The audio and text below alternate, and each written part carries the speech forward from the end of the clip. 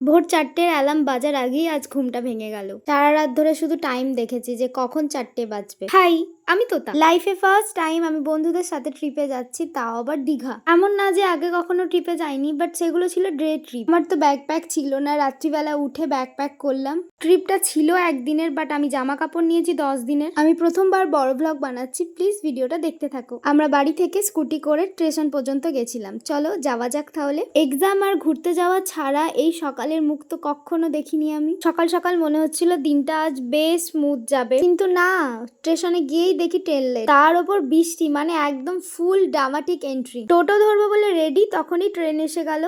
তারপরই ট্রেনে উঠে আমরা নাচানাচি শুরু করে দিলাম। আর একটাই প্রবলেম যেটা হচ্ছিল, আমরা গেছিলাম 3জন, তাই সবসময় ক্যামেরায় 3জন আসতে পারছি না। ট্রেন থেকে নেমে বাসে করে আমাদের দীঘা যাওয়ার কথা ছিল। ট্রেন লেট হওয়ার জন্য বাসকে আমরা অলরেডি ফোন করে জানিয়ে দিয়েছিলাম একটু ওয়েট করার জন্য, বাট বাস স্ট্যান্ডে গিয়ে দেখি বাস নিজের ইচ্ছা মতো বেরিয়ে গেছে। তারপর অনেক চেঁচামেচি করার পর বাস কন্ট্রাক্টর নিজে আমাদেরকে আনতে আসে। মেনলি বাসে আমাদের ভিআইপি এন্ট্রি হয়েছিল। বাসে উঠে আমাদের প্ল্যান ছিল ভিউ দেখা, বাট আমরা 2 মিনিটেই সবাই ঘুমিয়ে পড়েছিলাম। ঘুম থেকে উঠে বৃষ্টি ছাড়া কিছুই দেখতে পেলাম না। নেচারও আমাদের সাথে প্র্যাঙ্ক করছে। তারপর অ্যাজ ইউজুয়ালি আমি তো নেল পলিশ পরতে ভুলে গেছিলাম, তাই বাসের মধ্যেই ছোট্টখাটো একটা পার্লার খুলে নেল পলিশটা পরলাম। তারপর আমরা ঠিক করছিলাম কোন রিলস গুলো বানাবো, ভিউ দেখলাম কিছুটা, আর অনেক অনেক গল্প করলাম। তারপর সবারই একটু খিদে পেলো, তাই আমরা খাবার শুরু করলাম চিড়ে ভাজা আর ছোলা ভাজা। ঠিক ছোটবেলায় যেমন বাসে করে স্কুল পিকনিকে যেতাম, সেম ফিলিংটা আসছিল। আমরা 3জন ছিলাম, আর 2টো সিট একদিকে আর একটা সিট অন্যদিকে ছিল, তাই একটু তো অসুবিধা হচ্ছিলই আমাদের গল্প করতে, বাট কোনো ব্যাপার না, আমরা তো লাউড স্পিকার, আমাদের গল্প গোটা বাস শুনছিল। আমাদের গল্প শুনে গোটা বাস এন্টারটেনমেন্ট হচ্ছিল। তারপর উইন্ডো দিয়ে দেখলাম রোদ বেরিয়েছে। আমাদের তো খুশি পুরো হাই লেভেলের হয়ে গেছিল। আমরা তো টেনশনেই পড়ে গেছিলাম, একদিনের ট্রিপ, আবার তার উপর যদি বৃষ্টি হয়, কি নাই কি হবে। যাই হোক, নেচার আমাদের দিকে মুখ তুলে তাকিয়েছে, তাই বৃষ্টি থামিয়ে রোদ বের করেছে। দীঘার সাইনবোর্ড তো দেখতে পাচ্ছিলাম, বাট এতটাই জ্যাম ছিল যে বাস স্ট্যান্ডে আমরা পৌঁছাতে পারছিলাম না। ফাইনালি 11টার সময় আমরা দীঘা পৌঁছালাম। আমাদের এনার্জি লেভেল লো ব্যাটারি। তারপর একটা টোটো ধরে নিলাম হোটেলে যাওয়ার জন্য। এখানকার টোটোওয়ালাগুলো তো টোটো চালাচ্ছিল কম, ডাকাতি করছিল বেশি। হোটেলে এসে আরেক ঝামেলা, 11টায় চেক ইন থাকা সত্ত্বেও 12:30টার সময় আমাদের ওয়েট করতে বলে রুমের জন্য। এদিকে আগে থেকে রুম বুক করা ছিল, তার সত্ত্বেও এইসব ফেস করতে হয় আমাদের। রুমটা মোটামুটি ভালো ছিল, তবে নেক্সট টাইমের জন্য আর আসছি না এখানে। একটা সিঙ্গেল বেড ছিল, একটা ছোট্ট ব্যালকনি ছিল যার কোনো ভিউ দেখা যাচ্ছিল না, একটা ছোট আলমারি ছিল, আর ছিল 2টো চেয়ার, একটা টি টেবিল আর একটা টিভি। রুমটা ততটাও সুন্দর ছিল না যতটা আমরা ওয়েবসাইটে দেখেছিলাম ওদের। আমরা এসি রুম বুক করেছিলাম, আর সারা রাত বৃষ্টি হওয়ার জন্য এসি আমাদের চালাতেই হয়নি। ব্যালকনি দিয়ে পাশের হোটেলে সুইমিং পুলটা দেখা যাচ্ছিল। তারপর আমাদের খিদে পাওয়াতে ব্যাগে থাকা কিছু খাবার খেয়ে বেরিয়ে পড়েছিলাম সমুদ্র দেখার জন্য। এটা আমার সেকেন্ড টাইম ভিজিট দীঘাতে। 2023-এ লাস্ট এসেছিলাম ফ্যামিলির সাথে, আর এটা বন্ধুদের সাথে। সমুদ্রের এই ঠান্ডা ঠান্ডা হাওয়া আর গর্জন, এক নিমেষে মনটা ভালো হয়ে গেল। সমুদ্রে এসে দেখি ওয়েস্ট বেঙ্গলের সব লোক দীঘাতে চলে এসেছে।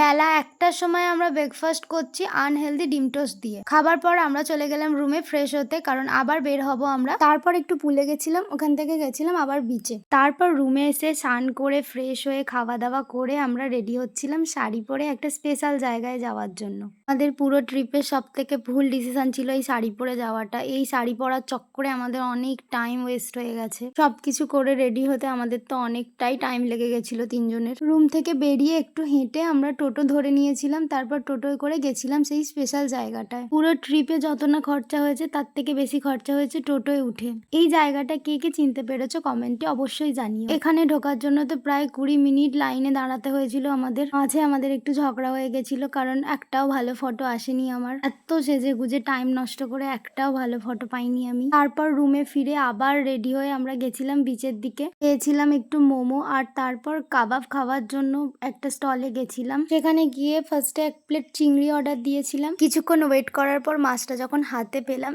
এত বৃষ্টি নেমেছে যে আমরা মাছটা খাবার পর্যন্ত টাইম পাইনি। পুরো কাক ভেজা ভিজে গেছিলাম আমরা। একটা ভাগ্যে ছাতা ছিল আমাদের কাছে, তাও একটু বেঁচেছিলাম। ভেবেছিলাম যে রাতের সমুদ্রটা একটু দেখবো, ফিল নেব, কিন্তু সেটা আর আমাদের কপালে ছিল না। মার্কেটের মধ্যে তো ঢুকতেই পারিনি, এতটাই বৃষ্টি হচ্ছিল। তারপর ফেরার সময় আমরা একটু চাউ খেয়েছিলাম। বৃষ্টিটা একটু থামতেই আমরা তাড়াহুড়ো করে রুমের দিকে চলে আসি। আমাদের একটাই টেনশন ছিল যে জামা কাপড়গুলো উড়ে যায়নি তো, কারণ আমরা ব্যালকনিতে জামা কাপড় শুকনো করতে দিয়ে বেরিয়ে গেছিলাম। আমরা তো রুমে দড়ি দড়ি টাঙিয়ে জামা কাপড় শুকনো করেছি সারা রাত ধরে, তারপর ঘুমিয়ে পড়েছিলাম। এটা হলো নেক্সট মর্নিং। আমরা অ্যালার্ম দিয়েছিলাম ওই 3টে নাগাদ, কিন্তু উঠেছি 4:30।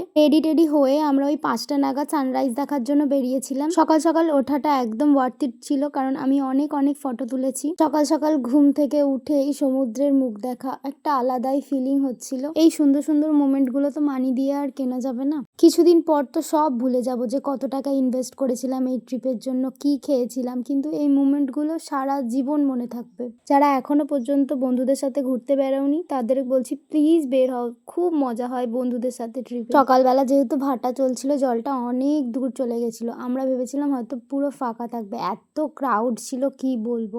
এই শান্ত স্নিগ্ধ সমুদ্রটাকেও দেখতে বেশ ভালো লাগে, এক অন্যরকম রূপ। তারপর আমাদের একটু খিদে পাওয়াতে আমরা একটা দোকানে গিয়ে ঘুগনি, মুড়ি, লুচি, ঘুগনি এসবই খেলাম। খাওয়া দাওয়ার পর আমরা আবার একবার সমুদ্রের দিকে আসি কিছু ক্লিপ নেওয়ার জন্য। এখানে একটা ছবি তোলার জন্য সূর্যের ছবি আঁকছিল পারো। শ্রেয়াও একটু অংশগ্রহণ করলো ক্রেডিট নেওয়ার জন্য যে ও ছবিটা এঁকেছে, কিন্তু ওকে আমরা দুজনেই ক্রেডিট দিলাম না, কারণ ও ছবিটা আঁকেনি। দীঘা এসে মনে হচ্ছিল সবাই তো দীঘায় এসেছে, তাহলে বাড়িতে আছে কারা। আরো বেশি ক্রাউড ছিল কারণ আমরা উইকেন্ডেতে গেছিলাম। তারপর সমস্ত ফটো তোলা শেষ করে আমরা বসে বসে লোকজন দেখছিলাম আর ভাবছিলাম এত বড় পাথরগুলোকে কে এনেছে।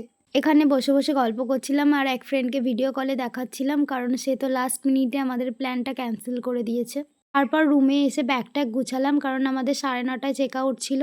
এখানে একটু রিলসের জন্য আমরা নাচানাচিও করে নিলাম। রাতে এমন টিভি চালিয়েছি যে সকালে আর সেই টিভি চলতেই চাইছিল না, তাই আমরা ফোনেতেই গান চালিয়ে নাচানাচি করছিলাম। তারপর আমরা বিভিন্ন রকমের নাচানাচি করছিলাম, এক এক জনের ছিল এক এক রকমের স্টেপ। তোমরা গেস করো তো আমরা কোন গানে নাচছিলাম। নাচানাচি শেষ করে আমরা শেষবারের মতো চেক করে নিচ্ছিলাম যে আমরা রুমে কিছু ছেড়ে যাচ্ছি কিনা। যেহেতু আমাদের একদিনের ট্রিপ ছিল, আমরা তো রুমে কাটাতেই পারিনি, সারা দিন আমরা ঘুরে গেছিলাম। চেক আউট টাইম ছিল 9:30টায়, বাট আমরা 10টার সময় রুম থেকে বেরিয়েছিলাম। রিসেপশন থেকে ডাকতে আসা সত্ত্বেও আমরা রুম থেকে বের হইনি, কারণ আমরা রিভেঞ্জ নিচ্ছিলাম।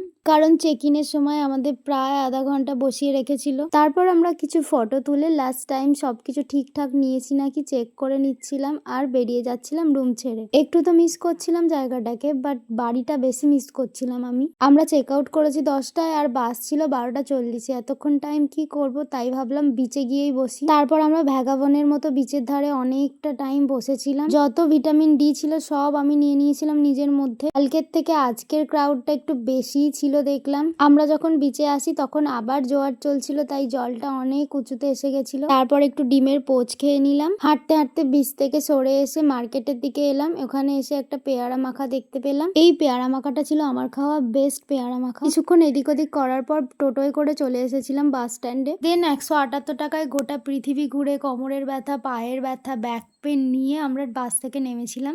বাস থেকে নেমে ট্রেনে করে বাড়ি ফিরি। এই পুরো ট্রিপটা তোমাদের কেমন লাগলো কমেন্টে জানিও, আর সাবস্ক্রাইব করতে ভুলো না। তোমাদের লাস্ট ট্রিপ কোথায় ছিল কমেন্টে জানিও।